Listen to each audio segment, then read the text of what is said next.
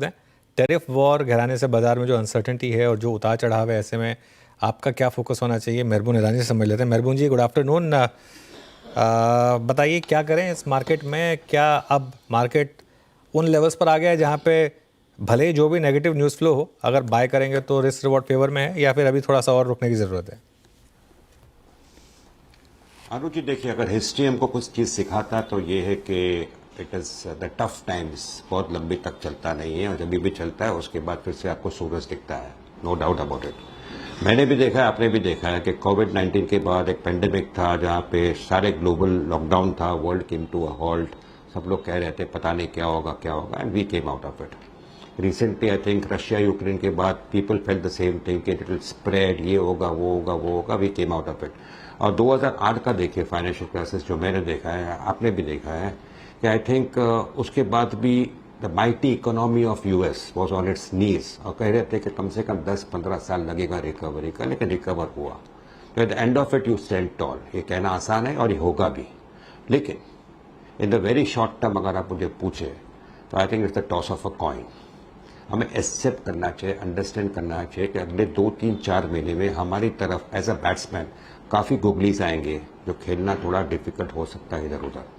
Things can go anywhere any how. तो मेरा selfish view से मैं कहूँगा, और ये मैं इन्वेस्टर को भी कहूँगा कि सेल्फिश व्यू एक्सेप्ट कर दीजिए। मैं सेल्फिश वर्ड इसलिए यूज़ करता हूँ कि मुझे अच्छे स्टॉक्स थ्रो अवे प्राइस में दीजिए तो ही मैं लूँगा। ओवरऑल एनवायरनमेंट अपने अगेंस्ट है, इंडिया की बात नहीं कर रहा, ओवरऑल रिस्क एवर्शन काफ़ी ज़्यादा है। गुड कंपनी, गुड मैनेजमेंट अभी इमीडिएटली चलेगा नहीं, चलेगा वो कि आपके पास राइट स्टॉक्स होने चाहिए। अभी आप बोलेंगे राइट स्टॉक्स और गुड क्वालिटी स्टॉक्स में फ़र्क क्या है, मैं उदाहरण दूंगा।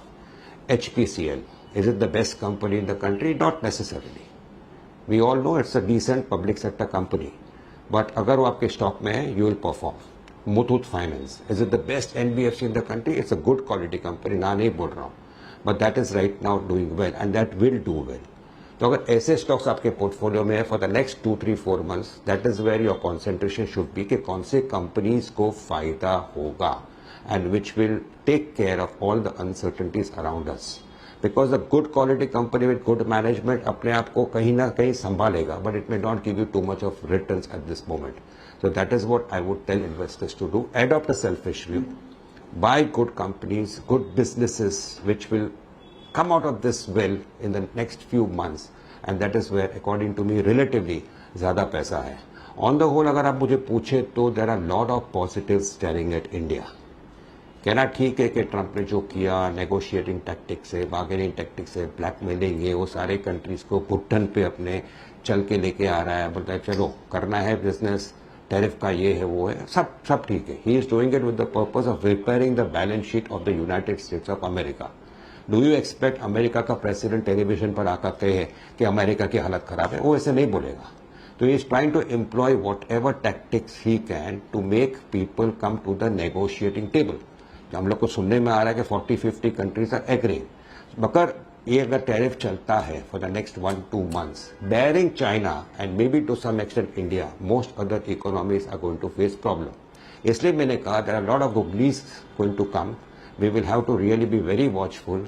कॉम्प्लेसेंसी को जरा भी रखना नहीं है। मैं नहीं कहता हूँ market can not bounce back, market can bounce back, but the uncertainties around us is not going to be a smooth one-way ride for the market for now.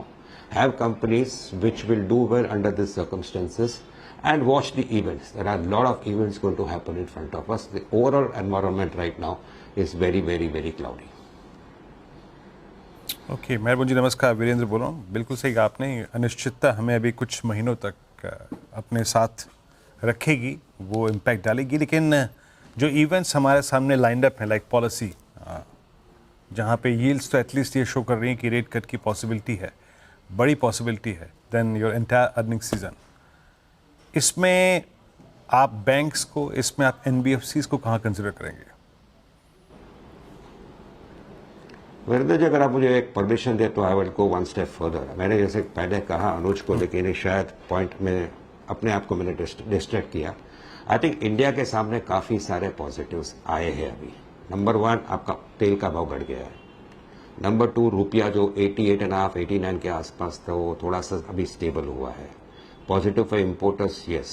Positive for India on the whole, answer is yes. RBI ने liquidity measures काफी जोर से announce किए, interest rate cut किया, interest rate cut फिर से होगा. सो ये सारे पॉजिटिव है. और अलाउ मी टू स्टेट, शायद 3 4 5 6 महीने के बाद अभी भी मार्केट्स रिकवर होगा, लोग कहेंगे अरे ये सारे पॉजिटिव फैक्टर्स आए थे, हम लोग ने इग्नोर किया, एक अपॉर्चुनिटी आकर गई. तो मैंने जैसे कहा, वेरी शॉर्ट टर्म में सिचुएशन थोड़ा सा मर्की है, थोड़ा सा क्लाउडी है, but there are positive staring at अस.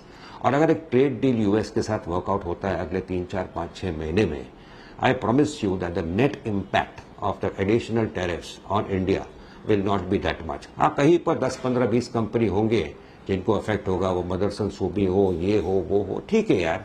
तो ये कंपनीज को अवॉइड करके you have to walk your path and possibly learn to take advantage of the sharp fall in the equity markets. Because overall profit 10-15 company जिसको मार पड़ेगा will just be a small percentage of total India's corporate profits. रही बात आपके सवाल की, I personally believe yes, interest rate cut, you have to now target those banks which are looking very very very attractive. उदाहरण, clear disclosure मेरे portfolio में है, bank of Maharashtra 45 के आसपास है. वर्स्ट सिनेरियो में मुझे 40 रुपये दिखता है. वर्स्ट सिनेरियो में ये 1.1-1.2 टाइम्स बुक अगर आ रहा है, which is the case right now, I think you are not going to lose money. रही बात एनबीएफसीज की, मेरा अगर वरी एरिया है इंडिया में, इंडिया स्पेसिफिक वरी एरिया है, वो है basically unsecured credit. Unsecured credit जो है वो smaller NBFC companies God forbid can face problem, but you have to go with the better ones. जैसे मुथूट है, चोलामंडलम है, कहीं पर सुंदरम फाइनेंस है. This are the companies which according to me will stand tall. They are standing tall, they are not very cheap value wise, but they will continue to do well. So that is the way one has to be looking at this complete sector in the view of the RBI policy tomorrow. जी, Irani ji, good afternoon. Shreya बात कर रही हूँ. अब एक और sector को लेकर मैं बात करना चाहूँगी, ओएमसीज को लेकर. जिस तरीके से रैली आज के सेशन में देखने को मिल रही है, इनफैक्ट आपने मेंशन भी किया ब्रेंट क्रूड का गिरना, फिर सरकार की तरफ से एक्साइज ड्यूटी में हाइक, इन कंपनीज का चलना. कैसे देख रहे हैं आप सारे डेवलपमेंट्स को? साथ ही ऐसे मूड माहौल में क्या आपने एक्सपोजर बढ़ाया है ओएमसीज में? क्या स्ट्रैटेजी आप अपनाएंगे इस पर्टिकुलर स्पेस में? कौन से सेक्टर की बात की आपने? सर, ओएमसीज की बात कर रही हूँ, ऑयल मार्केटिंग कंपनीज. ओएमसीज के बारे में actually it's a no brainer अगर आप मुझे पूछे तो. द पॉइंट इज, ये स्टॉक्स जो है ये सेक्टर्स के have never attracted the attention of people beyond a point. I think मैंने 2-3 हफ्ते पहले भी जब ये कहा 71-72 का भाव था तेल का, कि मुझे तेल $60 दिखता है, $60 दिखता है, $80 नहीं दिखता अभी के लिए. It is a positive. रही बात कल जो गवर्नमेंट ने अनाउंस किया कि they increase the excise duty, LPG cylinder का भाव बढ़ाया, ऐसा क्लियर इंडिकेटर कि तेल का भाव इतना घटा हुआ है कि oil marketing companies are doing well. तो उनसे मैं थोड़ा पैसा लेता हूं, because government needs money for its own particular purposes.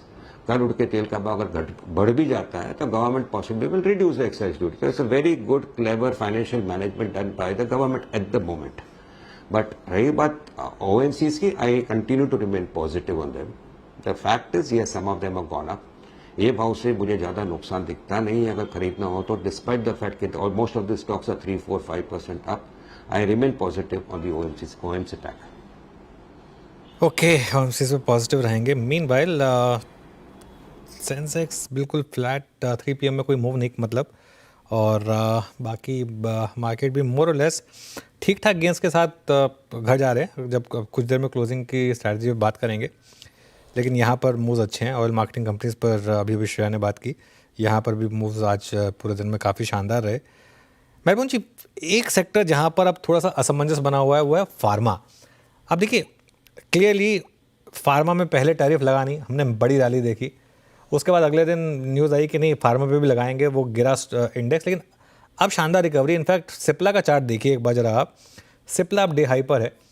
Pharma में कैसे प्लेस्ड हैं आप इस समय, और जो जेनेरिक फार्मा है उस पर क्या व्यू होगा अब? आई थिंक आपने बिल्कुल ठीक सवाल पूछा, because the point is I have spoken to at least 5 analysts in the pharma sector. I have spoken to 2-3 management जिसको मैं जानता हूँ. जनरल मैंने एक सवाल पूछा कि can US do heavy tariffs on India. The point is हम लोग को समझ में है, लेकिन इतना भी समझ में नहीं है. द फैक्ट इज कि द डिपेंडेंस जो इंडिया पे है और चाइना पे है for generics of the United States of America is quite high.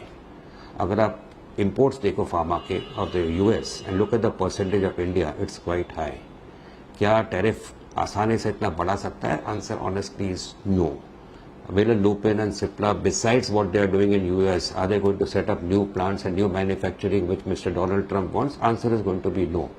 तो मुझे नहीं लगता कि इतना धक्का नेगेटिव पड़ेगा फार्मा पैक पर.